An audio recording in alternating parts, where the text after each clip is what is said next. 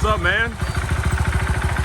Guys, it's Andy. I'm here with Chris. He's the owner. How you doing? Nice to meet you. He's the owner of that Husqvarna Spark Peeling 701. You can see in the background there. So I'm going to go talk to him a little bit about his background and just kind of your experiences there. So first of all, how many motorcycles do you own right now? I have two. I have a Fit Pillin 401 and a Spark Pillin 701. I'm a total fanboy for the Husky lineup.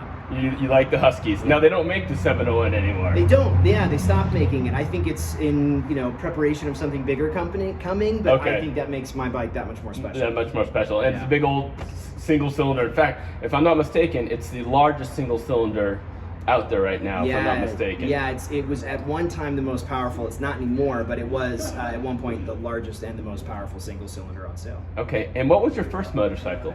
I actually grew up on a very small 150cc Husqvarna chainsaw. Oh, so you were like a Husky huge fan. I was, yeah. At the beginning, it was for me dirt bikes. Okay. And dirt bikes are what got me into all other forms of power sports. I grew up racing snowmobiles and riding jet skis and ATVs and everything you can think of, but I never got my motorcycle endorsement because my parents had two rules. While I was living under their house, under their roof, no tattoos and no motorcycles. So as soon as I got old enough to buy my own, that's when I decided to sort of dive in. Plus it helped, it was within my industry. So now, you bring up a good question. So you have motorcycles now, but how many tattoos do you have? Zero. Okay. Zero. Not yet. Yes. Yeah, I'm going to have one eventually, but just haven't gotten to that point yet. And you grew up on the East Coast? I did. Okay, Northeast. New York and Vermont. And you've been in Colorado how long? About 12 years. 12 years. Awesome. Yeah. What do you think of the area? It's great. It's become a bit overpopulated, just like any really great place to live can, but at the same time, for me, it's a really great place to call home. It's where I relax, and so that's important to me. And you mentioned that you're a big gearhead. Can you tell me a little bit about that? And what kind of background experience do you have, with motorcycles, cars, name it? Yeah. So I grew up with very little automotive influence. My grandfather used to build what he called penny racers.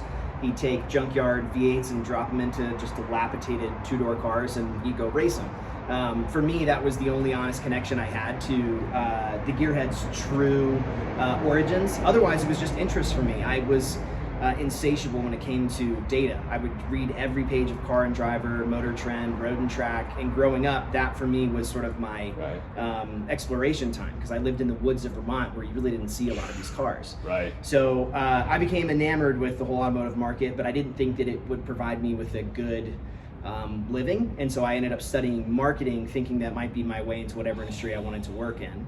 I graduated in 2008, right in the middle of the recession, and promptly started to try and find internships or any kind of jobs that would keep me around cars.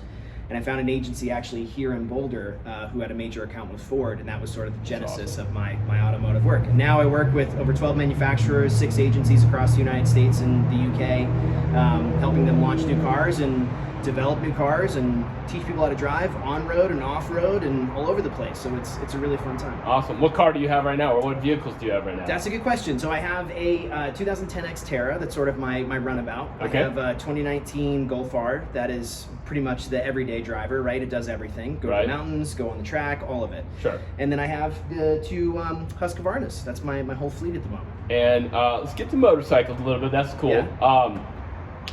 So you grew up riding motorcycle, and you just kind of recently, do you find yourself doing more street, more road, or off-road? It's interesting. I grew up with the exposure to motorcycles as dirt bikes, as non-registrable, non-streetable bikes. And then I got an opportunity to work with Yamaha a couple years ago, and I couldn't take the offer because I didn't have my endorsement. I just told myself I'm never having that happen ever again, because I work as a contractor and a consultant. Right. I had to pass up the offer, and I immediately 2 months later went out and got my MSF certification. And I was so happy I did it. I can't believe I waited as long as I did, but I was very, very meticulous about how I studied the gear that I got, the bikes that I considered. I talked to a lot of people and their ownership. For me, the research is the fun of it, sort of like the whole car consumption of data. And the Vitpillen 401 was my first registrable street bike. It was the first one that I had ever ridden, and really the first one that I had any experience on pavement with. The rest has always been on dirt. Right. Yeah. How has your experience been with Husky street bikes? It's been good. I can't say enough about how good the bikes are holistically. I understand the trepidation of jumping into something that feels like a rebadge. You know, very popularly, people know the 401 is a 390 Duke and the 701 is a 690 Duke, but they ride so much more differently than KTM's platforms do. I'm really interested because I did ride a 690, right? And so I'm really interested to see what this one looks like. Yeah. I gotta say right off the bat, and we're gonna talk about this bike here, it looks so rad in person.